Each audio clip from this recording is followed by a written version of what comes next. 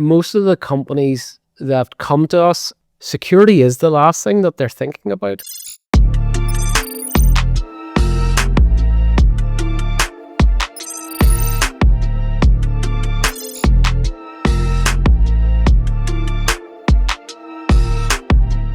Welcome to Trustworthy AI Chronicles, where we explore the cutting edge of AI security, ethics, and innovation. My name is Dr. Ihsen Alouani from the Center for Secure Information Technologies at Queen's University Belfast. Join me to uncover the risks, share the breakthroughs, and spotlight the people shaping the future of trustworthy AI. Next on Trustworthy AI Chronicles, we speak with David Crozier, Director of the AICC AI Collaboration Center, with years of experience between academia, industry, and policy. David unpacks how to build ethical, inclusive, and innovation-friendly frameworks for AI adoption and how the AICC is shaping that in Northern Ireland. If you care about making AI work for everyone, you'll want to hear this. Hi, David. Thank you very much for your time. Thank you for joining me today. I really appreciate it. I know you have a very busy schedule. Thank you for making time for this discussion. Let me start by asking you to present yourself, your journey. How did you get until today as the CEO of the IACC? Sure. I studied computer science at Ulster University. Graduated about 25 years ago, actually this year. And from there, I moved to Dublin, where I worked for Intel Corporation. I'd spent my placement year there working in the IT team that supported their European operations. I went back there as a graduate, realized that I kind of had moved back to the same role that I'd left as an intern. And this was around kind of .com bubble times. Dublin was booming with startups, so I moved and I joined a startup in Dublin called Ginny Software as their head of IT, and that was kind of a ringside seat to the kind of birth of the mobile internet. We developed things like short messaging services, we developed VAS servers, we developed the first kind of WAP gateways, which was kind of the original mobile internet. And that was fun, let's just say. Lots of interesting projects, lots of experience around the booms and busts of .com. Stayed there for a couple of years before I moved back to Belfast. Whenever I moved back to Belfast, I was appointed as a systems engineer in the Northern Ireland office, which is you'll know that government department. They fund some research here at CSIT. So I was a systems engineer there, and that's kind of where I cut my teeth on cybersecurity. So I kind of managed a lot of the systems that held kind of sensitive information in relation to the Northern Ireland peace process. So I was kind of managing, crypto equipment, managing secure communications platforms, managing kind of systems that stored a lot of the really sensitive information in relation to the peace process at that time.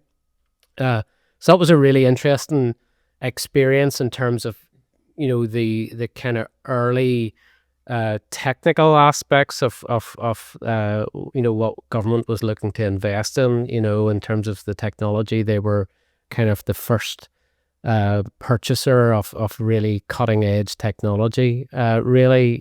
So in that role also, I was part of the team that rolled out the first BlackBerry server in Ireland. We rolled out kind of these really advanced video conference suites, which in the days before kind of Skype and Zoom and Teams, we used to spend about 75,000 a time to build out a secure video conference suite. So really building out those types of solutions. Spent about 5 years there in total.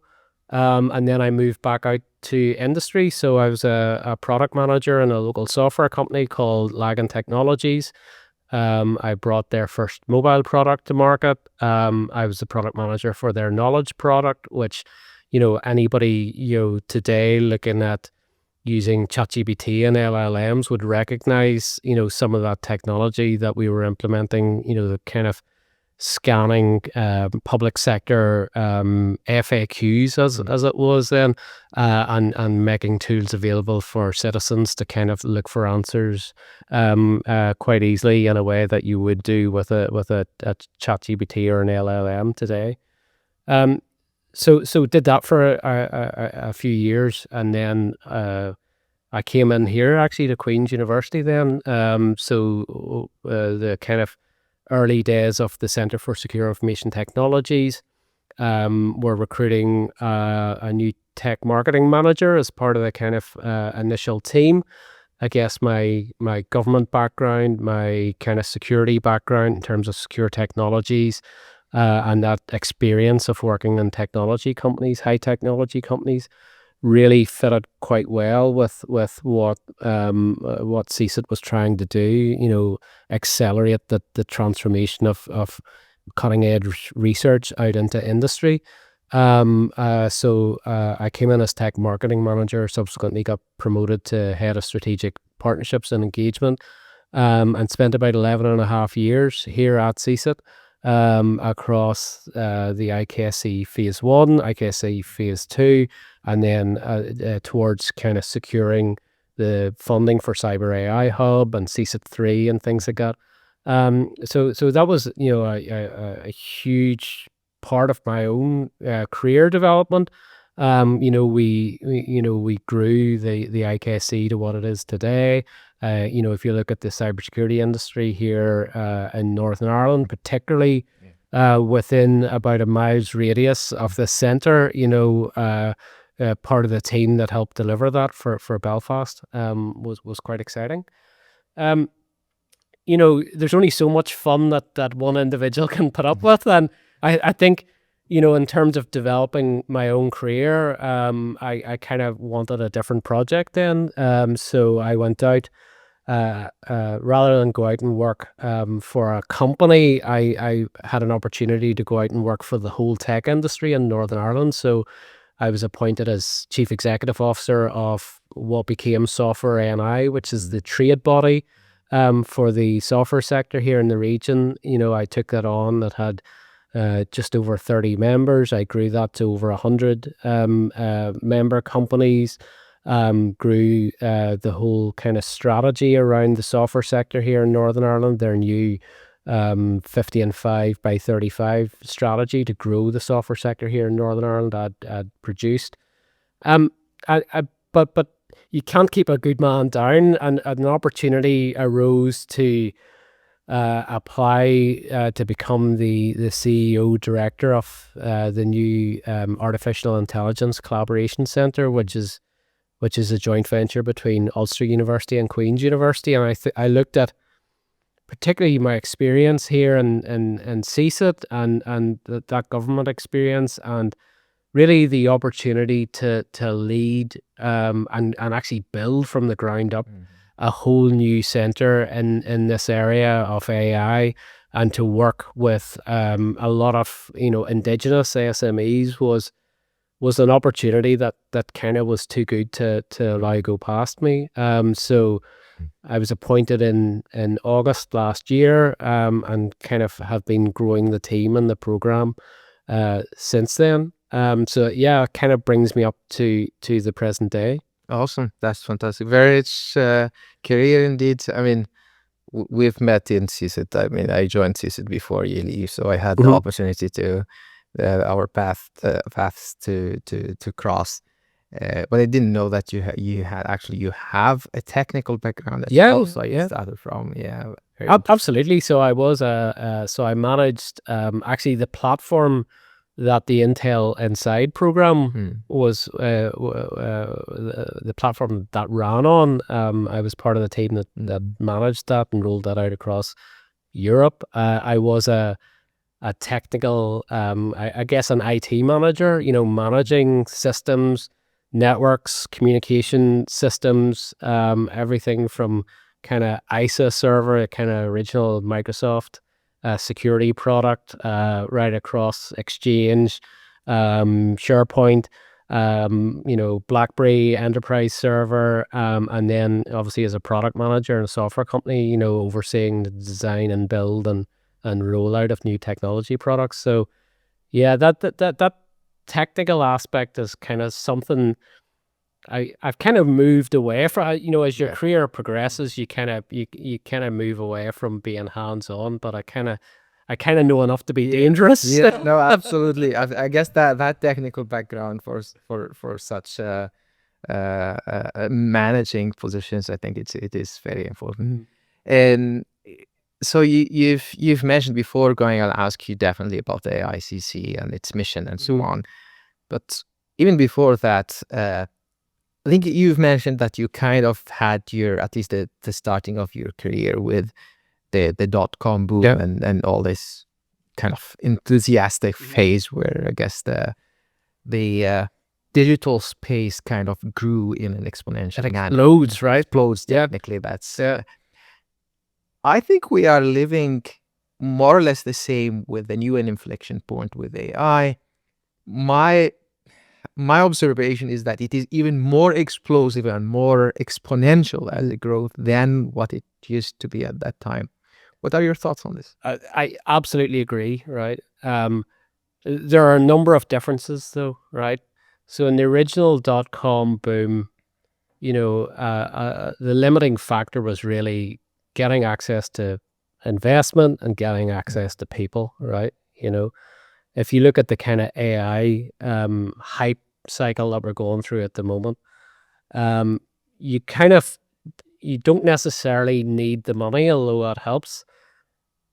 But the people side, particularly for the types of companies that I'm engaging with at the moment, they're not building out foundation models, right? They're not doing kind of really high level stuff with AI, but they can get their hands on the tools, and they can use AI to build solutions without necessarily even having technical people on the staff, right? Which is kind of a bit of a difference to the .com boom. We are, like, as having worked here in CSIT and saw the interest that was generated around cybersecurity, which was a phenomenal amount of interest, right? But the audience was still quite niche, right? There was kind of, the community was, even today, probably in Belfast, we kind of know most of the cybersecurity community, right? Even nationally, as an academic group, as an innovation group, we kind of knew most of the key players in the academic centers of excellence. We knew the key government players, right?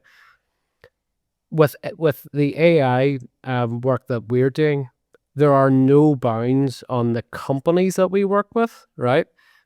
There are no bounds on the research groups that we typically engage with, because everyone sees that AI, machine learning, data science can underpin their individual discipline, can help their company become more efficient and more effective, right? So that means that every company, every research group, every government department has the potential to work with our center, and that demand, we as a center, for example, most of our demand still is organically generated, right? We don't really have to put a lot of effort into promoting our activities. There's such a pent up demand to work with, to understand what AI might mean for a company or for a leadership team, that there's a constant queue at our doors looking to work with us, right? Which is, that level of demand is unlike anything I experienced in CSIT. It's certainly unlike anything that I saw even in the .com bubble times. Yes, there was lots of kind of wacky ideas then, but now with the companies that we work with, they generally have particular pain points that they want AI to use to either make their operations more efficient or more effective, or potentially to use their domain expertise in a way that kind of isn't limited by the number of staff that they can hire, or even by their geography. There's so many different use cases that we're seeing coming through our doors, that it's an exciting time, and there is very much this hype around AI, but we're starting to see real use cases, real applications where the return on investment is very easy to demonstrate, and the payback seems to be fairly quick in terms of some of the projects that we're doing. Absolutely. So let me get then, you talked a little bit about how you are interacting with the ecosystem, but what is the AICC, and what is the mission that is intended? Sure. So the Artificial Intelligence Collaboration Center, to give its full name, was it kind of sprung out of a number of reports that were carried out, and a number of analysis that were commissioned by the Matrix panel, industry advisory panel here in Northern Ireland. So the Department of Economy have established this Matrix. It's kind of a science industry advisory panel that carries out a lot of foresight and kind of horizon scanning for kind of broader Northern Ireland, to look at where are the opportunities for Northern Ireland to kind of develop, whether that's in terms of developing the research that's carried out in Northern Ireland, whether that's around looking at economic development opportunities, where kind of the government should place bets in terms of maybe supporting particular industries or particular technologies, whether that's indigenous or foreign direct investment. So the Turing Institute carried out a piece of work looking at artificial intelligence research and development across both universities in the region here. Queen's and Ulster. Queen's University Belfast and Ulster University. By and large, they're kind of the main operators here. You do have, the Open University as well, but it kind of looked at the AI and machine learning activity that was carried out at Queen's and Ulster. That report recognized that there were pockets of excellence, across the two universities. There was some in CSIT, for example. There was stuff in what was the Centre for Data Science and Scalable Computing. I can't remember what that has been renamed to now. There were pockets in Ulster and in Carl, for example, on ISRC, up in Ulster's Derry Londonderry campus. There was pockets here in the School of Computing in Belfast. And that Turing report effectively recommended that there was an establishment of what was termed then an AI competence center, that's since kind of pivoted a little bit into what's now called the AI Collaboration Center. And really, that center had a number of rules. So basically, from that piece of research, that those recommendations, a business case was developed, and a budget of 16.3 million was secured from the Department for Economy to fund its establishment. So that was announced actually around this time last year. And I was appointed as the kind of new director, CEO, to kind of take the project forward in August last year. Okay, so there are kind of 5 key actions within the program. The first key action or pillar is really to establish a kind of a single, a central point of contact for companies to engage with both universities and seek support around AI, data science, data analytics related activity. The operation was to kind of spin up a team of roughly 25 staff, and basically the project spans across Ulster, both Ulster campuses, so in York Street in Belfast, up in Derry Londonderry, There's also a team in the School of EECS up on the Malone Road in Queen's University. So build that team up. And really then that team was responsible for delivering the kind of the following 4 actions, right? So the first key action is around building the talent pipeline.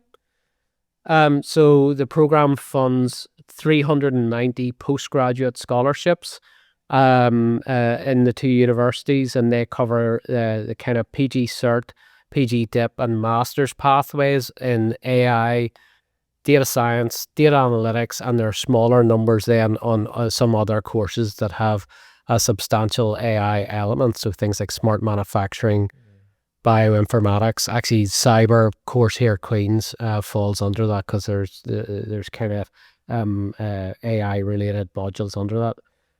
So 390 postgraduate scholarships. That those students are typically from Northern Ireland.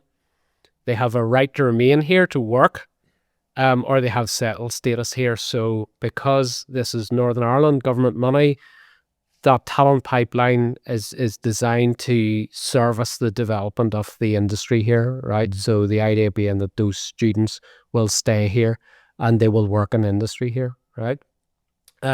So the program is a 5-year program. We have matriculated already about 140 students who joined us in September of last year, and they're working their way through the program. We'll have another cohort start this year again. So that's kind of the level 7 kind of master's level talent pipeline. And those courses are typically aimed at students who have studied a cognate subject, so they will have done computer science, or they've done something similar to that. We also have a role to upskill, people who are already in industry, and we're not specific to the tech industry. We're supporting all industries here in Northern Ireland. So we also have to deliver a short course program for 3,100 individuals, covering things like kind of foundational AI kind of subjects.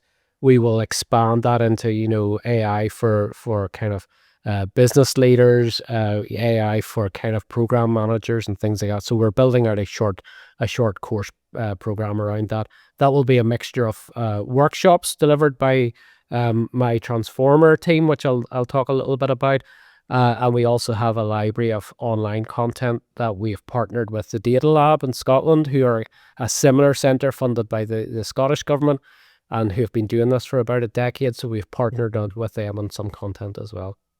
So that's those 2 things are the kind of key action 2, which is our skills pipeline. Our key action 3 covers things like industry academic collaborations. So basically, my team and I have a remit to go into all research groups across the 2 universities that are that have activity around machine learning and AI and data science, and to build kind of collaborative relationships with typically large companies, and to broker those projects, instigate some of those projects, whether those are things like KTBs, whether they are kind of sponsored PhD programs, whether those are kind of larger scale collaborative R&D projects. And we've kicked off some of those already. So, for example, we're doing a project with Talos, who you'll know quite well from the CSIT work that you do with Talos. So we're doing a project with them, PhD sponsored project around explainable AI. Okay. Other stuff within that key action are largely to do with the ecosystem and the community. So we have to run a calendar of kind of high impact knowledge exchange events, for the wider AI community here in Northern Ireland. So some of those we have done are Transformer workshops, where we're getting out into all parts of Northern Ireland, and my team are working with people out around the region, looking at some of the projects that we're doing, how we can transfer some of that knowledge to companies already, helping them look at kind of what best practice looks like in adopting AI. And also some larger, high impact events. For example, we curated day 2 of AI Con last October. We'll do that again this year. We're partnering with Big Data Belfast as well to bring a research element into that event. And just 2 weeks ago, we ran a very large event called AI Castle Conversations, where we brought a lot of the public sector leaders, so we had permanent secretaries and deputy secretaries from 8 of the 9 Northern Irish government departments at Hillsborough Castle with my team, some of their technical leaders looking at the challenges and opportunities around adopting AI into the public sector here in Northern Ireland. So that's kind of a big event program. We are doing other things like Big Data New York, where we will be speaking at that. We were at the Turing AI UK event recently, looking at our approach to kind of regional AI skills development. So that's kind of key action 3. Where we start to get really interesting is under key action 4. We've been funded to deliver hands-on support for 248 SMEs, so Northern Ireland incorporated small, medium-sized enterprises in any industry again. They can avail of 20 days of my team's time to help build out a proof of value, to help build out proof of concept demonstrator around adopting AI for a particular use case in their company. So within my team, excuse me, I currently have a technical team of 11 staff. So my CTO, Donica Kirk, has 10 staff who report to him. 4 of them are data scientists. And then I have currently 6 applied AI researchers. So they're kind of typically postdocs who have PhD. They've worked in industry-facing research projects, and their role is to work with the companies, build out proofs of concept, proofs of value, draw some of the research expertise from the research groups, and quickly demonstrate how various types of AI could be implemented within their company, right? So that could be helping them build out a kind of on-prem small language model. It might be helping them build out a RAG model, which goes alongside a kind of a large language model like kind of ChatGPT or Copilot or kind of Claude or things like that. But basically where we help them with the knowledge and expertise around RAG so they can kind of train models on their own data and kind of use that to build out agents that are kind of responding to queries based on their own knowledge or their own domain expertise, where they kind of need to stand over the responses that they're getting. We're doing other projects with companies around kind of image and video recognition and analysis. We're building out predictive analytics models for companies in the kind of materials handling space, in the IoT space. So basically, we kind of have a load of AI and data science tools in our toolbox. We work with the companies who come in, we look at their particular use cases, and then work out which tools will help demonstrate in a kind of quick way the benefit of AI for their company. And ideally then the next steps are that they'll either go out to the market as a better informed purchaser of AI technologies and services.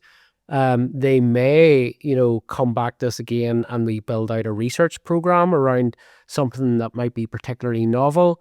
Or we may build out consortia around a particular theme or technology or industry sector. So that's quite exciting. Actually, my team are getting, typically the team members are working on 2 or 3 projects at a time. They're really short, sharp engagements. So that means that the team are turning over projects rapidly. They're getting exposed to lots of different use cases, and they're bringing their expertise to bear on those.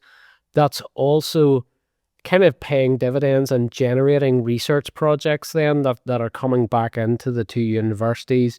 And you know, that team have been delivering now for about really only the last quarter or so. You know, it took, when I joined in August, you know, it took me a few months to recruit the kind of beginnings of the team. We've just probably finished our last 10, you know, we've delivered about 10 projects so far. We have about another 30 at various stages of onboarding, kind of statement of work, or, you know, kind of work in progress stage. So lots of interesting little projects coming through, and we'll start to promote a lot of the kind of case studies that are coming through there. The fifth key action then that's funded is really building out a pipeline of collaborative R&D projects then, which is where I really start, my team and I really start to engage with people like you and your academic peers then. These are the kind of building out, you know, kind of larger platform grants around research and development, and really helping increase the volume of industrially led research and development projects within Northern Ireland.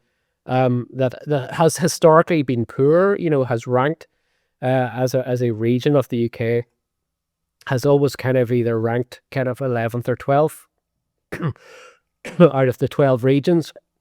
And really we want to rapidly increase that activity in the region. Notwithstanding the good work that's done here at CSIT and other kind of pockets of you know, research groups around the two universities, we really want to elevate that to the next level, really, and make sure that particularly SMEs who haven't historically been very strong at engaging in research and development in the region, that they do that, and that we kind of build their expertise and knowledge and engaging in more advanced research and development with a view to increasing that kind of productivity in the region. So yeah, we have quite a broad work program over the next 5 years or so. You know, £16 million sounds like a lot of money. It is a lot of money. I guess by my reckoning, it's probably the largest, most concentrated project of its type within the UK, if not Western Europe, particularly if you look at the numbers of scholarships. You know, you will know from the Cyber AI Hub, I think that funded 40 postgraduate scholarships. So to fund 390, that will generate an exciting talent pool for industry, really, to support the companies that are here already in Northern Ireland. You know, build out really exciting AI projects here in the region. It will attract new companies in to avail of that talent pipeline, and really it enriches that talent ecosystem, that technology ecosystem here in Northern Ireland. So while I take a drink, I'll let you ask it. Absolutely. So thanks very much for giving this overview, I think, with the 5 pillars for the AICC. I'm more so interested in more fundamental thoughts on, again, if you draw an analogy, I always draw an analogy between the internet and the .com boom, and what is the inflection point that we are right now, with the differences, obviously. But also from a cybersecurity perspective, the same way of people rushing to building systems and websites and apps and stuff. Generally, the functionality, and that's understandable from a business perspective. That's what talks to potential customers, would come first, and the security becomes an afterthought until something goes wrong. Yeah, and then, well, we did not actually, we weren't prepared for this, and here comes the transforming the thought from cybersecurity as an afterthought, cybersecurity or security, or I would say trustworthiness as an afterthought, to something that is built by design. So from an AI perspective, thinking of what could go wrong with AI, I know yeah, you probably might think of, I need to get things done now. There are SMEs who need support at this time. But do you have any thoughts on a little bit of a longer term, how to make the process of building AI more leaning towards a by design process of building trustworthy AI? Yeah. Look, I think there's potentially an opportunity here for us to collaborate on this, but I'll tell you what we do or what we're building at the moment in terms of working with the companies that we work with to ensure we consider some of this before we cut a line of code or before we train a model. So we've just appointed a new head of AI ethics and policy at AICC, a guy called Tag Hickey. So Tag is currently building out a new tool for us called our CAGE tool. And CAGE stands for Core Assessment of Governance and Ethics. It's really a tool that we will be using. It's kind of slightly parallel to the security field, really looking at some of the ethical governance, regulatory, legal requirements for adopting AI technologies and building AI technologies before we even engage in actually building a technical solution. We could probably bolt on a security dimension to that, I would imagine, because you're right, most of the companies that come to us and it's not just coming to us. They are procuring solutions in industry as well. Security is the last thing that they're thinking about, right? Their boards, their investors are demanding that they have an AI adoption strategy, right? So they're inclined to just adopt the technology and think about the security afterwards, right? And we know from .com days, that security can be an afterthought. There are huge parallels. I think that CAGE tool that we're building out, for example, we've just knocked out our first project that we won't do. Okay, based on our assessment there, it raised too many red flags. The company wouldn't take steps to address some of the red flags that we had raised around the use case and the kind of vulnerable users that technology would be put in the hands of. So we have said no to that project, right? And that does cover things like, kind of PII, so personally identifiable information. It draws on things like GDPR and things like that, kind of, the kind of standards that people would know around information security, right? So we pick up aspects of that, right? As we develop that, we will be looking more at the pure kind of security aspects of really, things like using things like adversarial machine learning. How potentially could models that we build be kind of reverse engineered and things like that, and most companies aren't even considering those. I think also really in terms of being able to use AIs to attacker tools as well, they don't necessarily understand that, a lot of this stuff has historically been done by, APT groups and kind of other organized crime groups. The power that's at individuals' disposal, really, that AI gives people to look at a model, to look at an AI agent, to interrogate it, to kind of maybe get it to disclose information that companies or individuals may not necessarily want disclosed, or to kind of try and reverse engineer how decisions are made, right, which might be kind of commercially sensitive or might represent a kind of a unique selling point for a certain company in terms of how they implement a particular type of AI. So those are aspects that we will incorporate within that core assessment.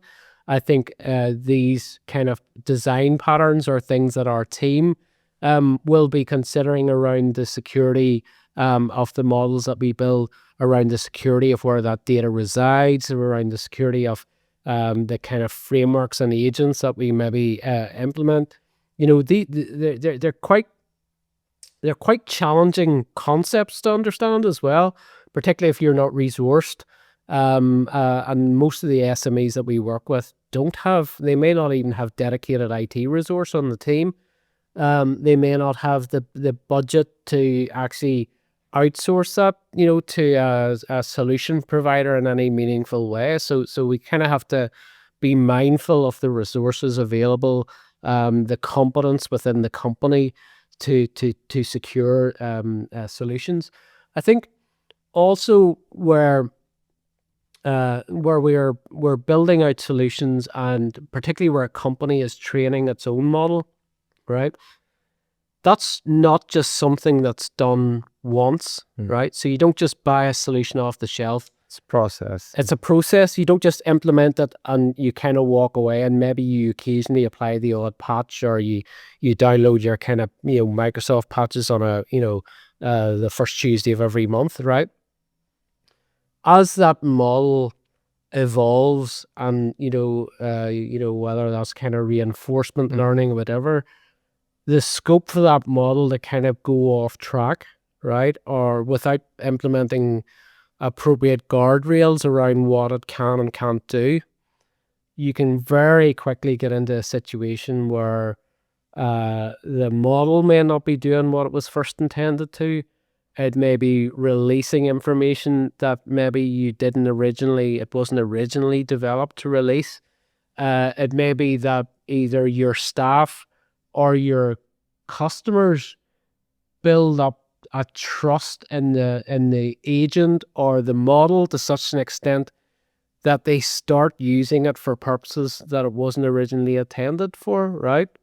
So you know, in terms of investing in these technologies, it is very much a process. It is very much a long-term you know, process of fine-tuning and tweaking, and, you know, looking behind the scenes at the types of prompts that people are putting in there, the types of you know, responses that are being, you know, disclosed. You need someone reviewing that constantly. You need tools reviewing that constantly, because very quickly you can end up at a position where, from a security standpoint, or, you know, a regulatory standpoint, or, you know, just, you know, in terms of the use of that from a, you know, whether that's vulnerable individuals, if you're operating in the regulated space where you actually fall foul of the regulators very quickly without even intending to. All these things need to be considered. Absolutely. Thanks very much, David. To finish, I wanted to have your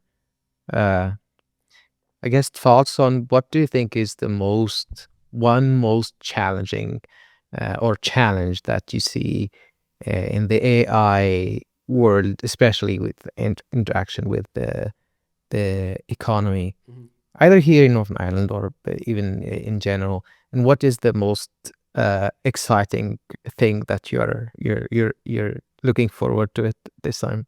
So I think, you know, I guess, you know, Copilot and ChatGPT, and even just, you know, last week, the kind of ChatGPT image generator has generated loads of excitement around LLMs, right? You know, look, you know, we've been involved in machine learning and AI research for years, decades, you know, some of us, but it's kind of absolutely came on to the kind of broader scene, you know, I guess the last 2 or 3 years. There was lots of hype and excitement around that, right? I think a big challenge, right, there is the kind of the efficiencies that those tools will bring to companies, and the disconnect between those efficiencies and what companies might use the human resource for, right? That is going to be a challenge, right? That will be a challenge for adoption, right? And diffusion of the technologies. That will be a challenge for the responsible adoption of those technologies, right? If we don't consider the impact on the existing workforce, or it represents a challenge for those potentially that kind of digital divide, where we have a lot of people who maybe still don't have ready access to technology, or maybe, more vulnerable individuals, older people, where perhaps that makes it challenging for them to access services. So I think, look, AI can be part of the solution there, but I think, oftentimes engineers will look at a challenge and they will solve it, from an engineering perspective. They'll make the solution more efficient, faster, better from that standpoint, but not necessarily understand the wider the perspective, how it impacts a broader population, right? So I think that is both a challenge and an opportunity. I think why I'm so interested in the skills development piece is where, and we see it in schools and even in universities, where a lot of kids and students are using generative AI to help with their studies. I think that represents a huge challenge and a huge risk as well, right? So those tools will be available, but I think the workforce of the future actually needs higher level skills, right? It's not, these tools may make certain roles easier, but it also kind of reduces opportunities potentially at a lower level. Those kind of initial first steps on the ladder, some of those will go away. So individuals and people who are entering the workforce need to take account of that. They need to be technically stronger. They need to be stronger in areas like maths and physics and kind of those STEM subjects. In terms of those seeking to pursue a technical career, I think tools like Gen AI open up opportunities for non-technologists in a way that kind of .com didn't. The kind of mobile, app, industry didn't. It puts technology in the hands of non-technologists who are maybe domain experts to build out new platforms and new solutions in a way that they couldn't necessarily do previously unless they had technical co-founders, right? So it represents opportunities for some of those folks as well. I think in terms of the tech industry, it probably opens up opportunities for more creative individuals, whether they're kind of in the product management side and the business analysis side, in terms of specifying new solutions, right? But in the kind of the technical side of the house, you might see a concentration of those roles with those folks who are really, really technical, right? A concentration on those types of people who understand the different, AI models and frameworks, and kind of the ability to pull those different components, whether they are different agents, different agentic frameworks, where they can pull those together in a way. So I think the tech industry itself will go through a period of disruption, in a way that, .com, even kind of coming out of the great financial crash, there were opportunities there for tech companies, and there was still a degree of positivity there, right? There is positivity, as I see it, there's positivity and excitement around AI and Gen AI and agentic AI, but there's also a degree of nervousness as well around, actually, here are technologies that themselves will disrupt the tech industry, right? Yeah. So that will, there will be winners and losers there as well, right? But I think, the key thing there is to experiment, to try the technologies out in different use cases, to build an expertise, to build an understanding, to be prepared for some of those experiments to fail, right? Through some of that failures, new opportunities will be exposed, right?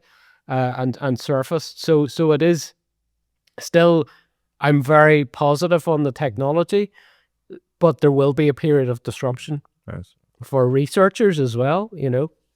If you look at some of the what would have been a PhD's bread and butter before, right? That the kind of document review and the kind of, literature review and, kind of that number crunching, securing the kind of, ground truth data and, all the kind of, the human effort that went into that. That some of that is replicated by AI. So it will change how research is done. At CSIT here, you guys are using AI to kind of accelerate cybersecurity research. Your colleagues in CWI, the Centre for Wireless Innovation, are using AI to accelerate their kind of antennae research, right?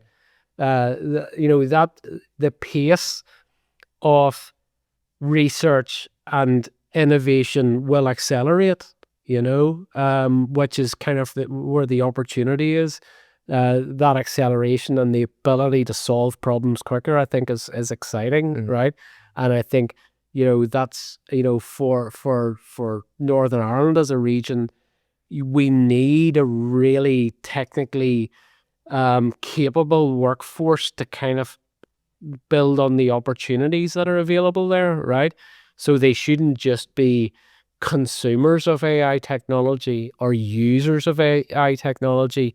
They should have the wherewithal to build out new models, to build out novel new technologies that build on that kind of momentum, really. So that is exciting for as a region. I think it also gives us an opportunity to leapfrog, other regions, even other research groups potentially as well. So there's huge amount of opportunity there. Brilliant. Thanks very much, David. Really appreciate your time. You're welcome. Very good insight. Thanks very much. Good stuff. Cheers.